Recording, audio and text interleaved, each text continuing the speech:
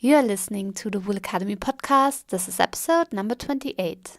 Hello and welcome. My name is Elisabeth van Delden, and once a week we talk to an industry expert from the wool industry supply chain from farm to fashion and beyond, delivering strategies and insights to be successful in wool and showcasing those beautiful stories wool has to tell.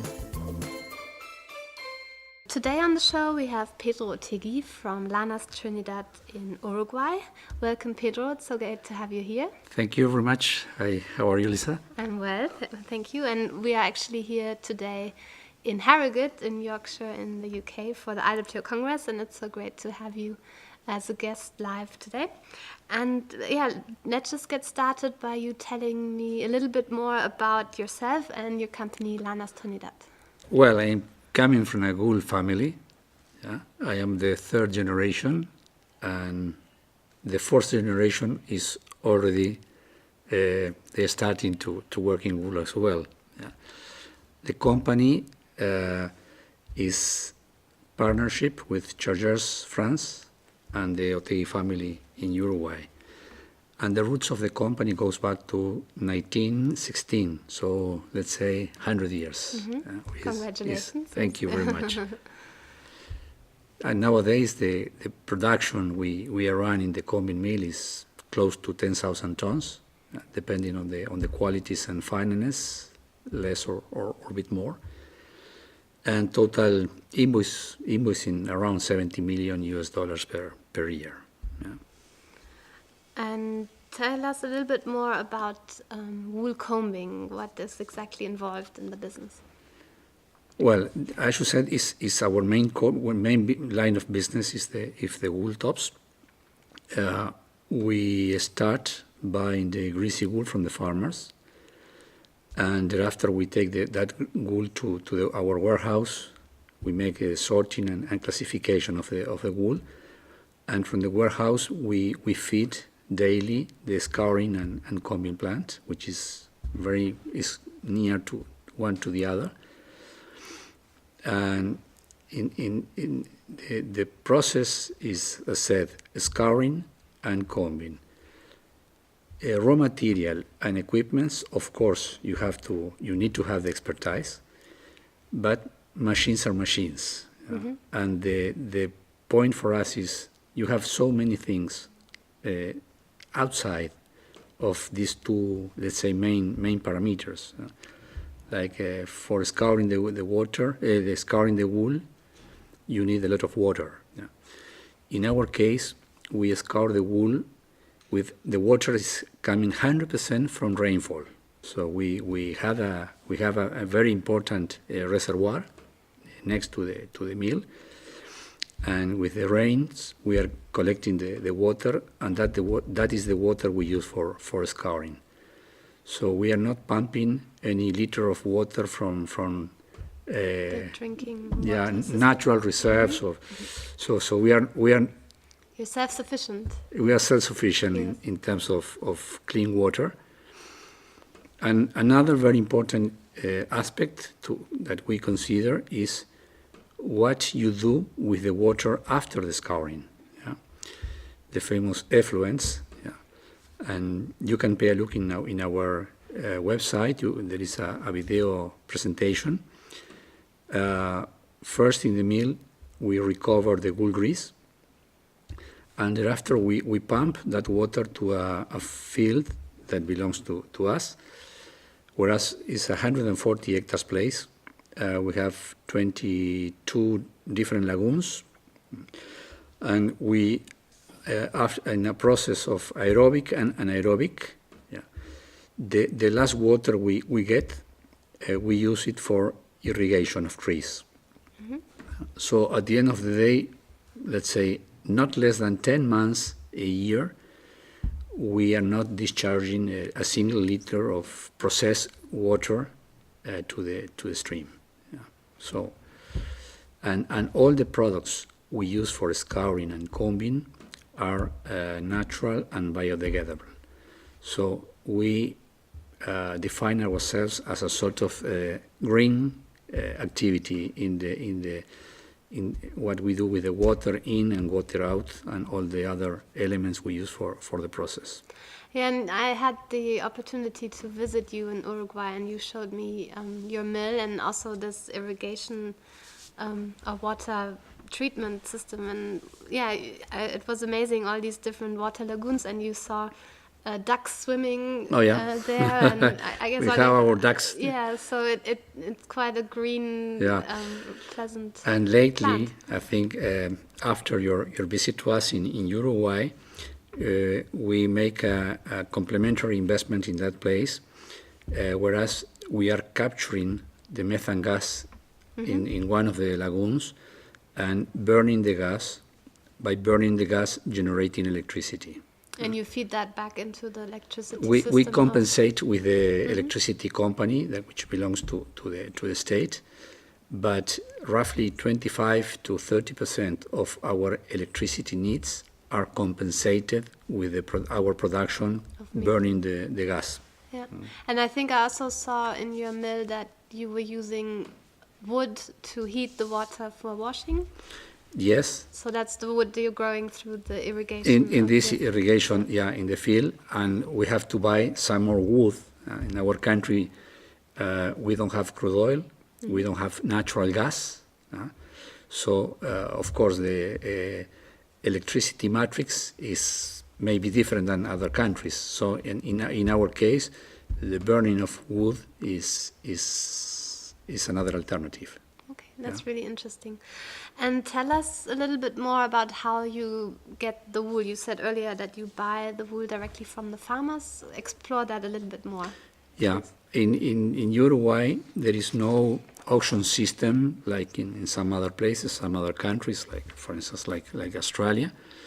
So the farmers, the size of the country helps, and most of the buyers are family-owned companies, local ones that have been working in Uruguay for for several generations, and almost we know to each other. I mean, if you walk in the street, you will realize. And farmers, if they continue with wool, normally they don't change the breed from one year to the other. The main variations may be according to the weather conditions and the management of the genetic. If there is an improved ram that is in service or not. So let's say that not less than 50% of the greasy wool supply comes on a yearly basis from the same farms. And then you have another percentage that people, on top that they know you or you know them, they are always trying to get the best possible price in the market. So you buy 1 year, you lose them for 2-3 years, they come back, you go behind them. But that is, and as we say, is a system that does not bring any additional expenses either to the farmer or to the seller, that at the end of the day, whatever you have in excess will go against the price to the farmer. And this is a very important topic, Elisa, for us, is that what we have been appreciating in the market for the last last 2 decades, if we go to a 20 years period or so, today, the world production of wool came down to 1/3. And the wool is 1.5% of the fibers market. So then I have two questions. One is, if the business was so good for the farmers, why the production came down to 1/3? If the farmer is happy, he would continue. Don't change. So something happened. Perhaps is the wool price itself, or some other alternatives came to the farmers in some other countries, are not exactly the same, but in some cases was the milk production or the beef production or the soya beans or the wheat or maize. So something happened that a big part of the production was lost. Yeah. And secondly is that the wool is, as I said, 1.5% of the fibers. Mm-hmm. Yeah. So some people could say, "Oh, you can disappear very easily." That is the pessimist position approach, and the optimist could say, "We have a 98.5% of market to grow, so let's go for the 98.5." Yeah.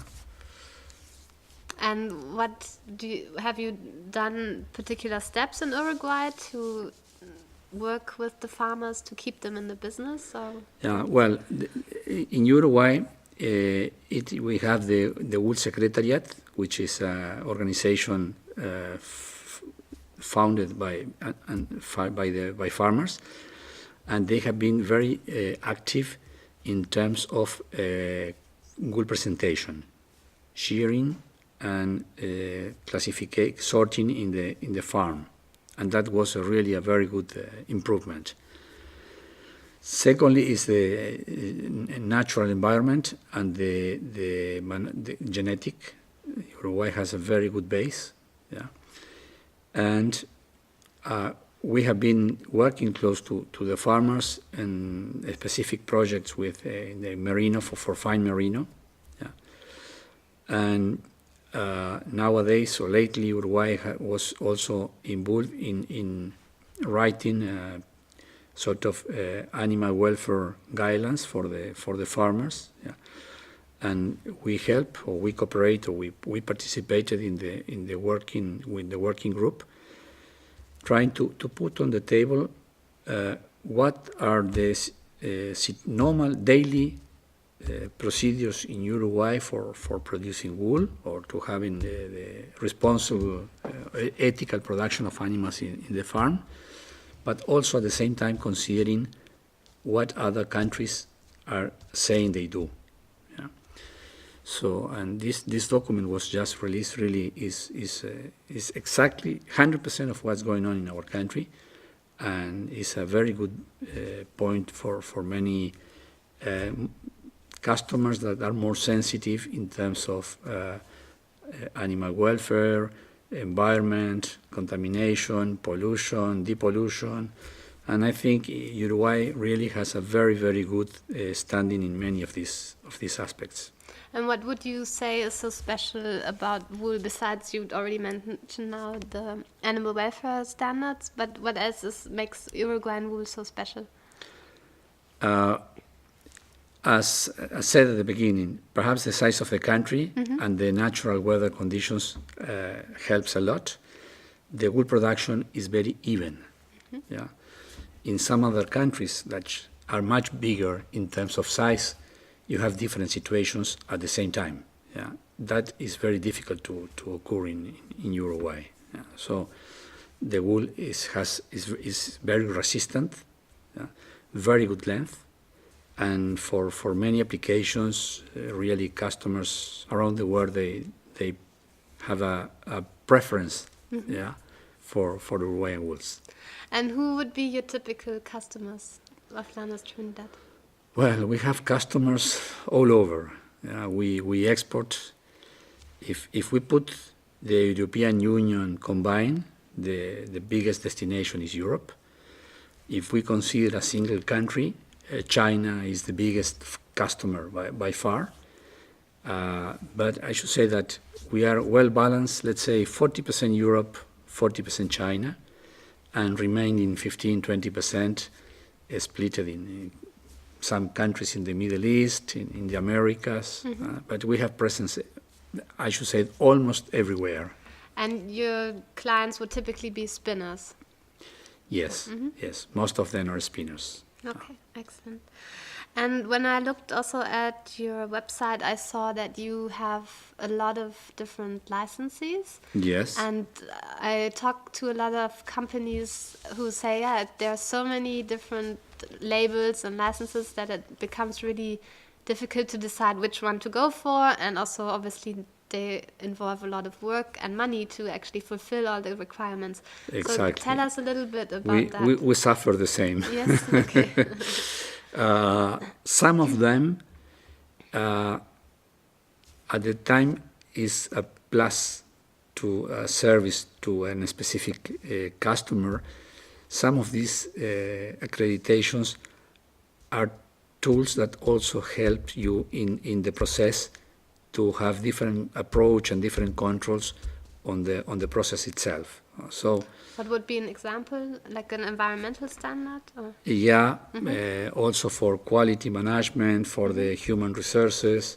So some of them, even if a customer is not asking for a given accreditation, I think we would have them because of as a tool. As for instance, is not related to the accreditation, but laboratories. We have greasy wool laboratory. We have a laboratory for wool tops. Yeah? And big part of the use of the laboratory is to take samples during the process, scouring and combing, and through the laboratory you know exactly in real time if any machine is not working properly. Yeah? If you don't have a so precise laboratory that can control the producing line, perhaps at the end of the production you will discover that you have a problem. Yeah? So we try to kill the problem before it starts. Excellent. Okay, Pedro, thank you so much for your time, and I think it was really interesting to speak to someone kind of in the middle of the supply chain, because we've talked already to farmers and we've talked to a lot of brands, but I think it's also important to hear the stories of the people who do a lot of work and a lot of important work. Thank you very much. Yes. Really, I enjoy this interview, and you are always most welcome to our country. Yeah, and I can really recommend our listeners to go and visit Uruguay, because it is really a beautiful country and Okay. amazing. And before we close, how can our listeners find out more about Lanas Trinidad? Well, the easiest way would be to pay a look to our website, www.Lanas Trinidad, and in case of any doubt, they can call you. Okay, yes, we will make sure to link to the show in the show notes to your website. And yeah, thank you once again, and I wish you a good conference today. Okay, thank you so much. Same to you. We hope you enjoyed this episode with Pedro Otegui from Lanas Trinidad. If you want to find out more about Lanas Trinidad, visit the show notes at elisabethvandelden.com/028. Once again, that's elisabethvandelden.com/028. We love that you're listening to this podcast. Make sure you also connect with us on LinkedIn, Facebook, Twitter, or Instagram. See you there, and bye for now.